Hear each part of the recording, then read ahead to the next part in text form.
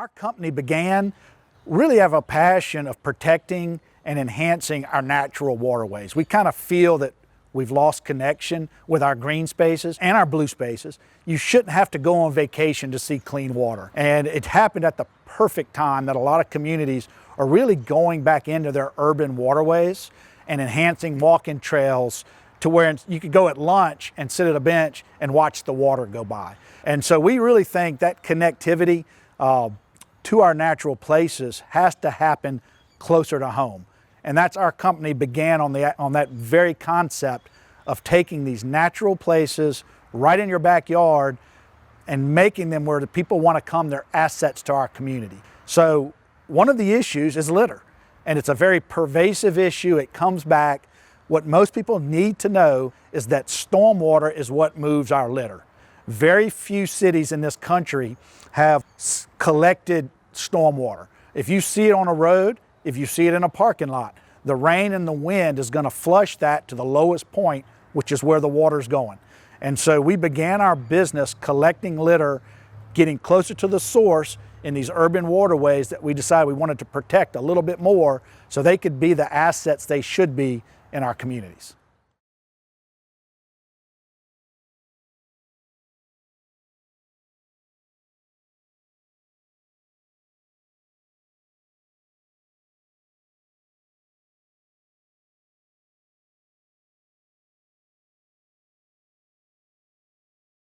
So branding, an interesting part of branding, I think back in the day, big companies really wanted to kind of hide from their responsibility. The fact of the matter is, we all talk about single-use plastics. In America, we're pretty fortunate that we can turn our tap on and have clean drinking water. For most of the world, clean drinking is delivered by single-use plastics. So it's an interesting, question to say don't use it, but when that's how you deliver your clean product. A lot of the companies that are responsible for that, we're working with today because they want that product reused. And so I think in the past, by the fact that we actually identify in the ETAP process, whether it's Coca-Cola, Pepsi, Budweiser, Miller, doesn't matter, your name's getting recorded. We have had no pushback from any of the brands that we're working with to hide their company's name. Most of the big companies now have initiatives. Coca-Cola's every bottle back. They want to recycle by 2030 more plastic than they use in their process. They did that very successful with taking care of water 10, 15 years ago. Now they're moving that into the plastic side. So we've just had very strong response, very successful from the major brands that we've been able to work with in acknowledging it and really wanting to do more about getting that product back and getting it out of the waste stream. All right, so we have Jack and Derek. These are our field leads in Mobile, Alabama. We're gonna kind of show how we do ETAP specifically. So go ahead guys, dump it out. This is how the material comes in. This is from one of our traps we collected this morning. If we have more than this, we do a representative 10% portion or one bag, which is ever less. So that's how we would get it. Very typical of what we find. It comes in, this material is somewhat degraded, but what these guys are gonna do is go ahead and start breaking it out into the categories that we're gonna record once we organize everything. So they do this a bunch. You do it about 3 or 4 times, you'll be an expert too. It's not something to think about too hard, but they know the sections of the ETAP form, so they're already organizing that way. I can already tell from the condition standpoint that this came out of the water. And as we go a little bit further in, we'll get more data that gives us those clues, but you could just tell by the condition of the material that it's been in the water. But it's what we kind of consider on average, about medium grade material. It wasn't there yesterday. It wasn't just dumped yesterday, but it hasn't been there for a year or two either. It's a relatively recent material. So it takes a little while. Some of the deals you'll see as these piles start to build is we've got a lot of plastic, a lot of styrofoam. If this was a roadside cleanup, we would probably see more paper just because it degrades quickly, and so it will be sitting there, we'll pick it up. In the water, we find very little paper. It's perfect to deteriorate any type of paper product. So you're building a general profile of your waste. So take that into account. You're gonna find some little weird things occasionally, like the Flex Seal can. We might find one of those every 6 months. A lot of people will really want to concentrate on how to describe that can in the data form, but that's not our major problem. Really, it's not something that's going to drive a preventative action. So don't worry too much about the one-offs if you're doing ETAP. There's also Osprey version, and we're happy to send that. We'll give you our website, or ways to contact us. So here we've broken everything out. We've got, you can see, just by the visual, our 3 biggest piles are soft drinks, water bottles, and styrofoam cups. A little bit of mixed styrofoam in there, but it's mainly styrofoam cups. Pretty quickly you see what your issues are and what you're trying to deal with. So the next step, we stay organized. We only recycle what we can recycle locally. So we're in 5 or 6 states now. Every one of those sites has a very specific recycling program.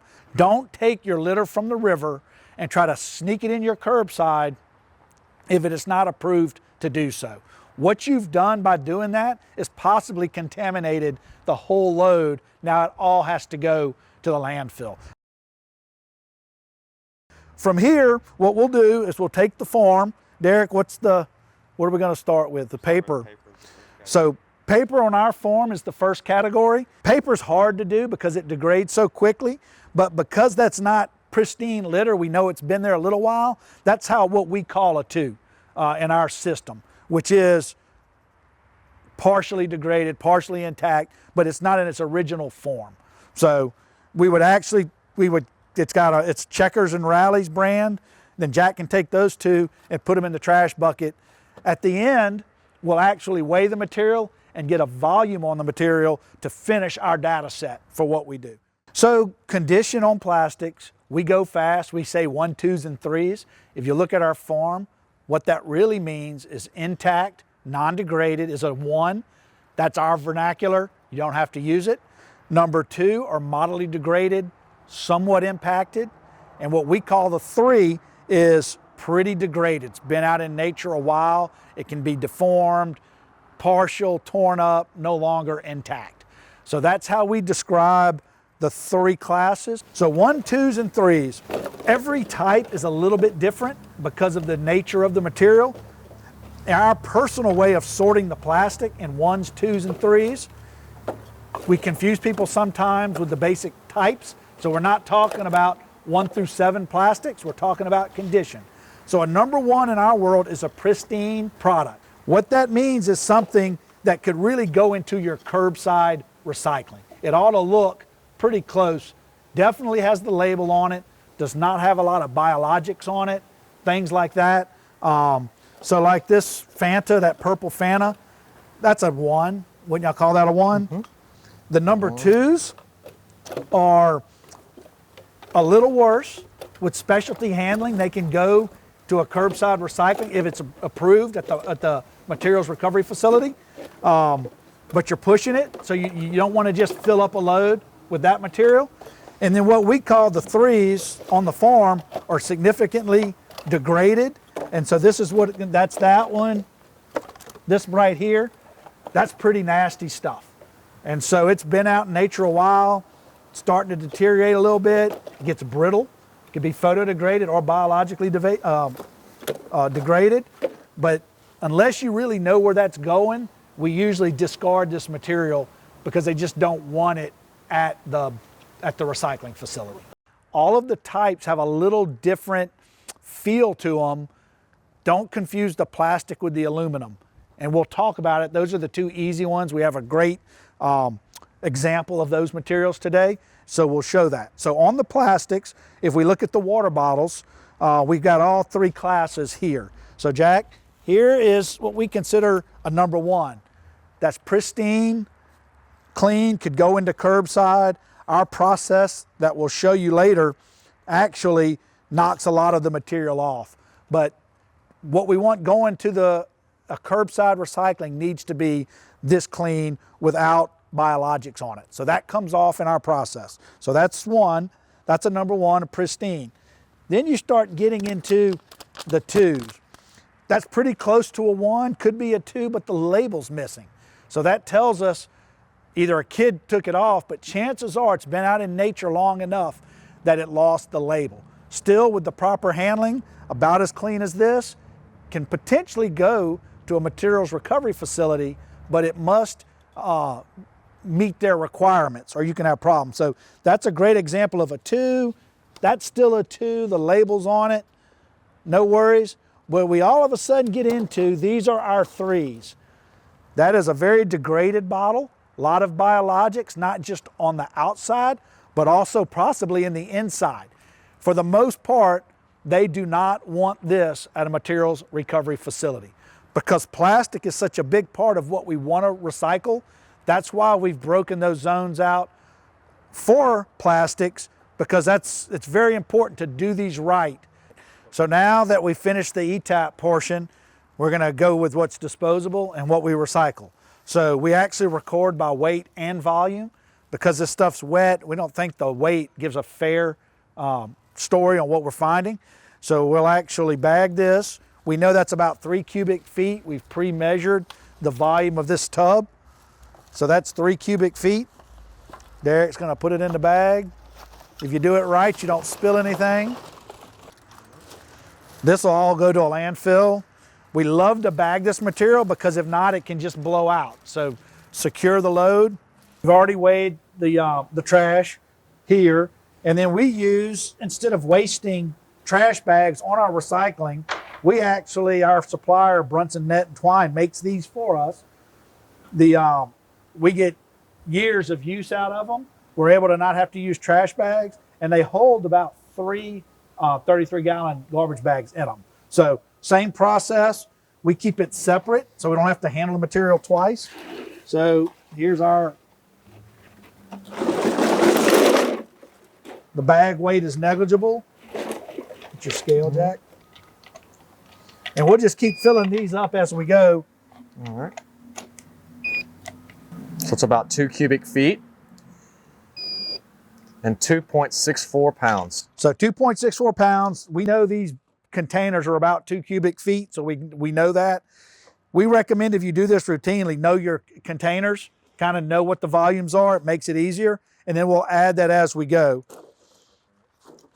And then the last one we do is the aluminum.